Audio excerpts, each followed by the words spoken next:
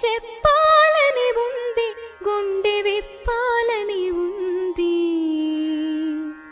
చెప్పాలని ఉంది, గుండె విప్పాలని ఉంది. పల్లవించవా నా గొంతులో పల్లవి కా